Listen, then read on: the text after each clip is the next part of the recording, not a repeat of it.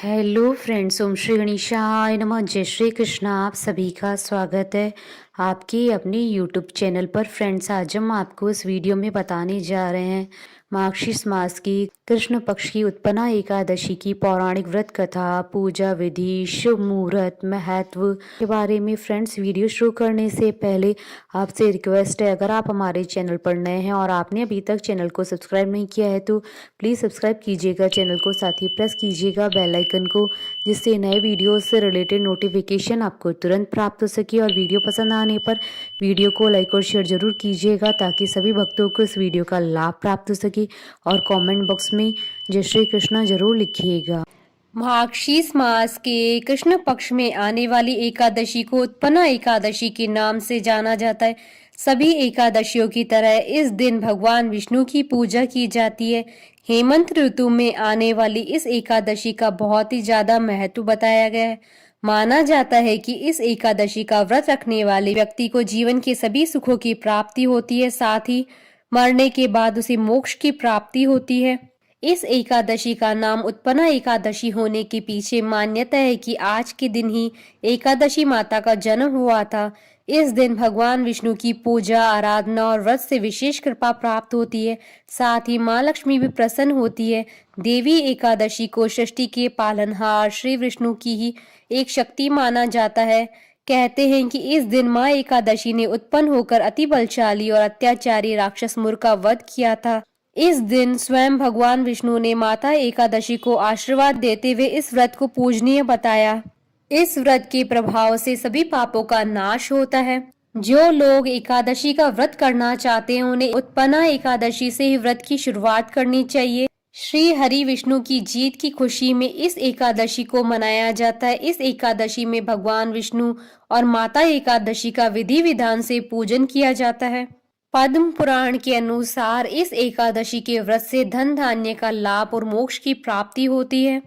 शास्त्रों के अनुसार जो मनुष्य उत्पन्ना एकादशी का व्रत पूरे विधि विधान के साथ पूरा करते हैं उन्हें सभी तीर्थों का फल प्राप्त होता है। व्रत रखने वाला व्यक्ति मोह माया से मुक्त हो जाता है और अपने पुण्य के प्रभाव से उसे विष्णु लोक में स्थान मिलता है।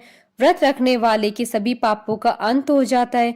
पुराणों में यह भी बताया गया है कि जितना पुण्य कन्यादान और हजारों वर्षों की तपस्या और उससे अधिक पुण्य एकमात्र उत्पन्ना एकादशी के व्रत करने से मिलता है। पुराणों के अनुसार उत्पन्ना एकादशी का व्रत बहुत ही जल्द फल देने वाला माना जाता है। इस दिन दीपदान को भी विशेष महत्व दिया जाता है। मान्यता है कि ऐसा करने से भगवान विष्णु की विशेष कृपा प्राप्त होती है। हिंदू धर्म में एकादशी तिथि का विशेष महत्व होता है। साल में 24 एकादशी पड़ती हैं, किंतु अधिक मास होने की स्थिति में एकादशी की संख्या 26 होती है। पुराणों के अनुसार जो एकादशी का व्रत करते हैं और उनके घर वालों को एकादशी के दिन सदाचार का पालन करना चाहिए और चावल नहीं खाने चाहिए। इस दिन भक्तों को परनिंदा, छल कपट, लालच और द्वेष की भावनाओं से दूर रहना चाहिए। व्रत के दौरान कांसे के बर्तन में भोजन नहीं करना चाहिए। एकादशी व्रत के दिन विष्णु सहस्त्र नाम का पाठ करने से भगवान विष्णु की विशेष कृपा प्राप्त होती है। फ्रेंड्स, अब आइए जानते हैं उत्पन्ना एकादशी के शुभ मुहूर्त के बारे में। हिंदू पंचांग के अनुसार इस बार उत्पन्ना एकादशी 20 नवंबर 2022 रविवार के दिन है।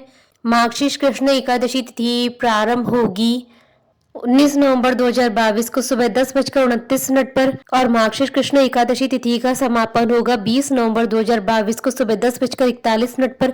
उदय तिथि के आधार पर उत्पन्ना एकादशी का व्रत 20 नवंबर 2022 को रखा जाएगा। व्रत पारण का समय रहेगा 21 नवंबर 2022 को सुबह 6:51 से सुबह 9 बजे तक। पारण के दिन हरिवासर समाप्ति का समय रहेगा सुबह 10:07 पर। फ्रेंड्स, अब आइए जानते हैं उत्पन्ना एकादशी की पूजन विधि के बारे में। पद्म पुराण के अनुसार उत्पन्ना एकादशी व्रत में भगवान विष्णु समेत देवी एकादशी की पूजा का विधान है।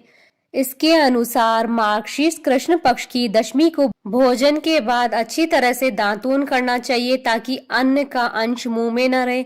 उत्पन्ना एकादशी के दिन सुबह उठकर व्रत का संकल्प कर शुद्ध जल से स्नान करना चाहिए। इसके बाद धूप, दीप, नैवेद्य आदि 16 सामग्री से भगवान विष्णु का पूजन कर तत्पश्चात दीप दान करना चाहिए।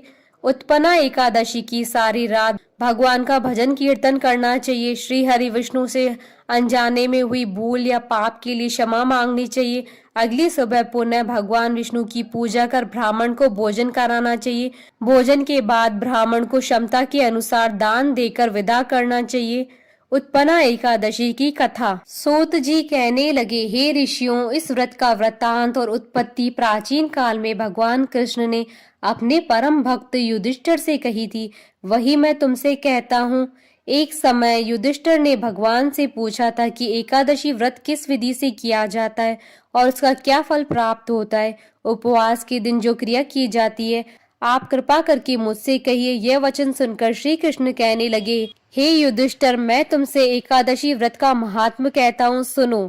सर्वप्रथम हेमंत ऋतु में मार्गशीर्ष कृष्ण एकादशी से इस व्रत को प्रारंभ किया जाता है। दशमी को सायंकाल भोजन के बाद अच्छी प्रकार से दांतून करें ताकि अन्न का अंश मुंह में न रह जाए। रात्रि को भोजन कदापि न करें, न अधिक बोलें। एकादशी के दिन प्रातः काल 4 बजे उठकर सबसे पहले व्रत का संकल्प करें। इसके पश्चात शौच आदि से निवृत्त होकर शुद्ध जल से स्नान करें। व्रत करने वाला चोर, पाखंडी, परस्त्रीगामी, निंदक, मिथ्याभाषी तथा किसी भी प्रकार के पापी से बात न करे। स्नान के पश्चात धूप, दीप, नैवेद्य आदि 16 चीजों से भगवान का पूजन करे और रात को दीपदान करे। रात्रि में सोना या प्रसंग नहीं करना चाहिए। सारी रात भजन कीर्तन आदि करना चाहिए। जो कुछ पहले जाने अनजाने में पाप हो गए हैं उनकी क्षमा मांगनी चाहिए। धर्मात्मा पुरुषों को कृष्ण और शुक्ल दोनों ही पक्षों की एकादशियों को समान समझना चाहिए। जो मनुष्य एकादशी का व्रत रखते हैं उन्हें शंखो द्वार तीर्थ में स्नान करके भगवान के दर्शन करने से जो फल प्राप्त होता है वह एकादशी व्रत के 16वें भाग के भी समान नहीं है। व्यतिपात के दिन दान देने का लाख गुना फल प्राप्त होता है। संक्रांति से 4 लाख गुना तथा सूर्य चंद्र ग्रहण में स्नान दान से जो पुण्य प्राप्त होता है वही पुण्य एकादशी के दिन व्रत करने से मिलता है। अश्वमेघ यज्ञ करने से 100 गुना तथा 1 लाख तपस्वियों को 60 वर्ष तक भोजन कराने से 10 गुना, 10 ब्राह्मणों अथवा 100 ब्रह्मचारियों को भोजन कराने से 1000 गुना पुण्य भूमि दान करने से होता है। उससे 1000 गुना पुण्य कन्यादान से प्राप्त होता है। इससे भी 10 गुना पुण्य विद्यादान करने से होता है। विद्यादान से 10 गुना पुण्य भूखे को भोजन कराने से होता है। अन्नदान के समान इस संसार में ऐसा कोई कार्य नहीं है जिससे देवता और पितृ दोनों तृप्त होते हों, परंतु एकादशी व्रत का पुण्य सबसे अधिक होता है। 1000 यज्ञों से भी अधिक इसका फल होता है। इस व्रत का प्रभाव देवताओं को भी दुर्लभ है। रात्रि को भोजन करने वाले को उपवास का आधा फल मिलता है और दिन में एक बार भोजन करने वाले को भी आधा ही फल प्राप्त होता है, जबकि निर्जल व्रत करने वाले का महात्म तो देवता भी वर्णन नहीं कर सकते। युधिष्ठिर कहने लगी कि हे भगवान, आपने हजारों यज्ञ और लाख गोदानों को भी एकादशी व्रत के बराबर नहीं बताया, सो यह सब तिथियों से उत्पन्न कैसे हुई, बताइए। भगवान कहने लगे, हे युधिष्ठिर, सतयुग में मूर नाम का एक दैत्य उत्पन्न हुआ। वह बड़ा बलवान और भयानक था। उस प्रचंड दैत्य ने इंद्र, आदित्य, वसु, वायु, अग्नि आदि सभी देवताओं को पराजित करके भगा दिया।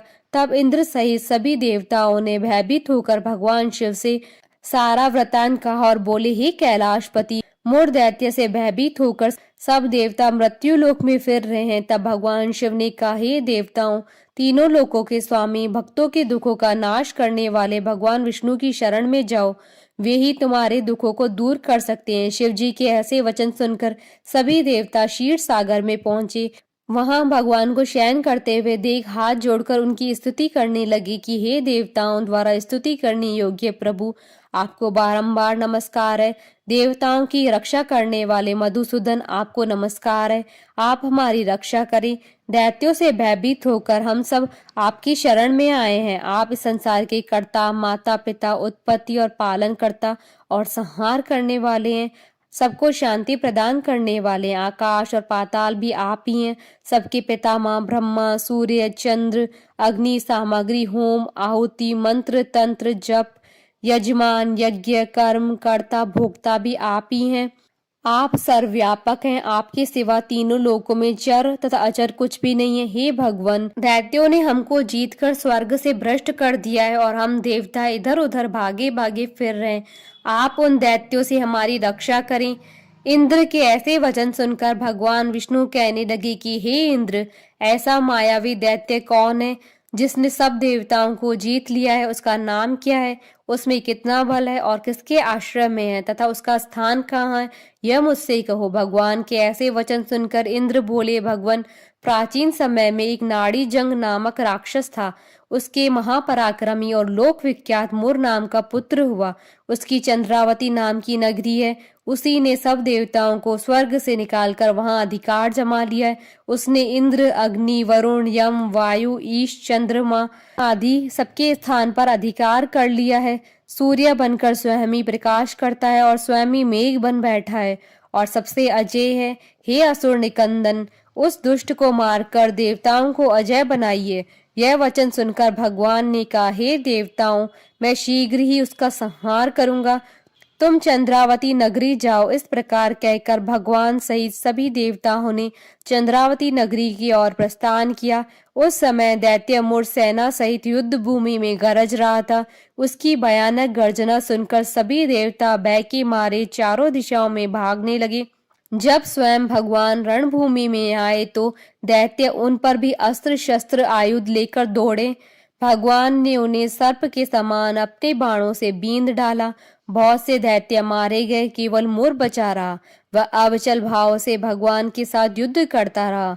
भगवान जो भी तीक्ष्ण बाण चलाते वह उसके लिए पुष्प सिद्ध होता। उसका शरीर छिन्न भिन्न हो गया, किंतु वह लगातार युद्ध करता रहा। दोनों के बीच मल्लयुद्ध भी हुआ। 10,000 वर्षों तक उनका युद्ध चलता रहा, किंतु मुर नहीं हारा। थककर भगवान बद्रिका आश्रम चले गए। वहां हेमवती नामक सुंदर गुफा थी। उसमें विश्राम करने के लिए भगवान उसके अंदर प्रवेश कर गए। यह गुफा 12 योजन लंबी थी और उसका एक ही द्वार था।